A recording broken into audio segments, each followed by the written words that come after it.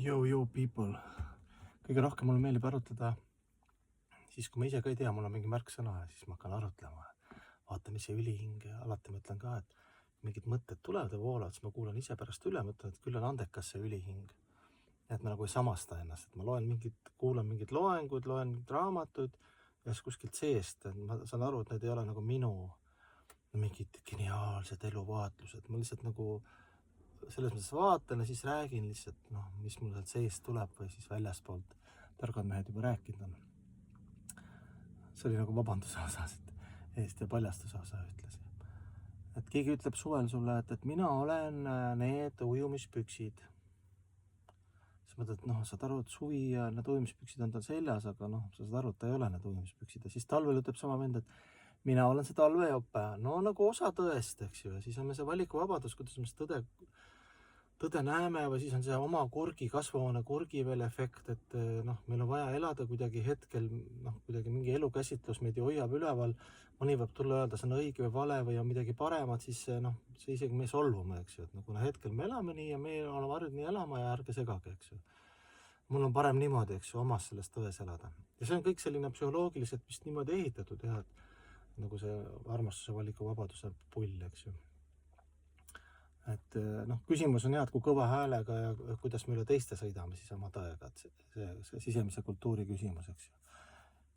Ususõjad küll on põhiliselt poliitikute ja kaupmeeste välja mõeldud, aga isegi seal ka, eks ju. Võib-olla see maailma kõige kurvem asi, et inimestel on oma tõde ja värk, eks ju, aga ta avaldub läbi madalate inimlike omaduste, eks ju, kadeduse, viha ja endast paremaks pidamise, hankara, valeega nagu aspektides. Aga samal ajal see ei muuda see, et me siin hõljume erinevatest kehadest ja oma mingid mõttemallides ja filosoofiates ja religioonides. Nagu üks munk ütles, et Krishnas tuus Svayam Bhagavan, et Jumal Krishna on algne kõrgem isiksus, kus kõik on lähtunud ja nii ja naa ja mõni võib ütelda, et ma ei tea, et mina ütlen, et punamütsike ja hundi muinasjutt, see on reaalsem . Ja mõlemine on selles mõttes õigus, et kui sa sinna nina sisse topi, siis sa ei tea, et võib-olla punamütsike, võib-olla see on välja mõeldud lugu, võib-olla see Krishna värk on välja mõeldud ja mul ei ole aega ega huvi süveneda sinna, siis ma hea inimesena ütlen, et eksisteerige mõlemad siis, punamütsike ja Krishna. Aga siis see munk ütles ka kihtelt, et kui sa ütled, et Jumal Krishna ei ole algne isiksus, kõik veedad kirjeldavad, lõpuks veedad lähevad, siis need suured tarkused, materiaalsed tarkused ja vaimsed tarkused, nad jõuavad lõpuks sinna, et öeldakse, et isegi pühakirjad on selleks, veedad on selleks, et lõpuks unustada, et hakata lihtsalt Jumalat armastusega teenima, et need teadmised on selleks, et lihtsalt armastada spontaanselt. Et ta küsis, et aga miks Krishna siis ei ole? Kui sa ütled, et okei, Krishna ei ole Jumala kõrgem isiksus, juba kõlab see materiaalses maailmas, keegi tuleb, hakkab mingid see värk, sest me teame veedades ka, et Krishnal on lõputu arv kehastusi ja väljendusi ja kuidas temaga ühendust saada, üldse teda kummarda, kui Krishna ei meeli, siis kummarda raamat, kui üldse raama ja Krishna isiksuse meeli, siis kummarda ülihinge. Kui ülihinge ei meeldi, eks ju, paramatma või püha vaim, eks ju, mis on ka lahutamatu osake Krishnast, siis teeni üldse impersonaalset aspekti, brahmachotit jumalas ära. Kui see ka ei meeldi, siis võid teenida materiaalset loodust, eks ju, üldse püüa siia sisse seada läbi karmasüsteemi. Et valikuvabadus on palju, aga ikkagi algne allikas, eks ju, Krishnast Svayam Bhagavan. Kui sa ütled, et see ei ole nii, siis on see valikuvabadus ja sa võid ära minna või naerda pikali maas.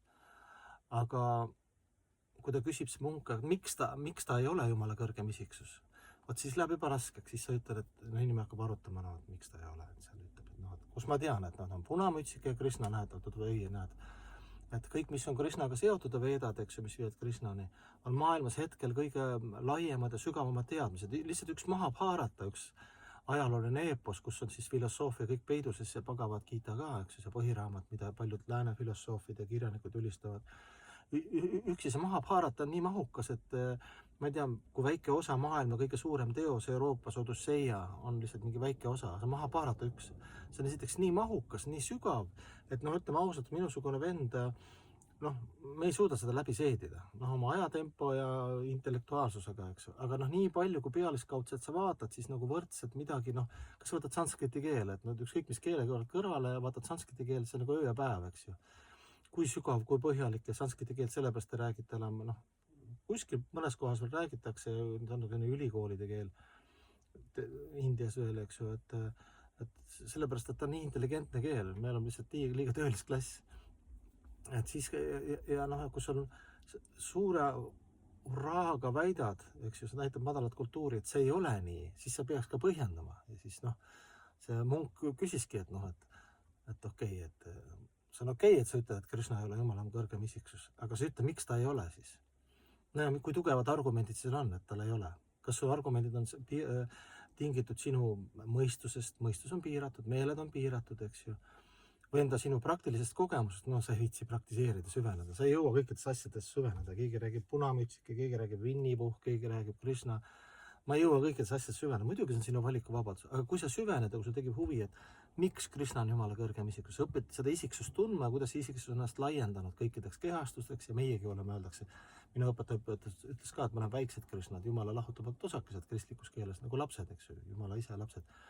Et see on selline huvitav filosoofiline küsimus, et kõigil on valikuvabadus väita, mõelda ja ülistada oma kasvuhoone kurke ja see aitab meid elada ja see ongi mõistetav, öeldakse, ei tohigi jutlustada niimoodi, et sa inimese mõistust häirid.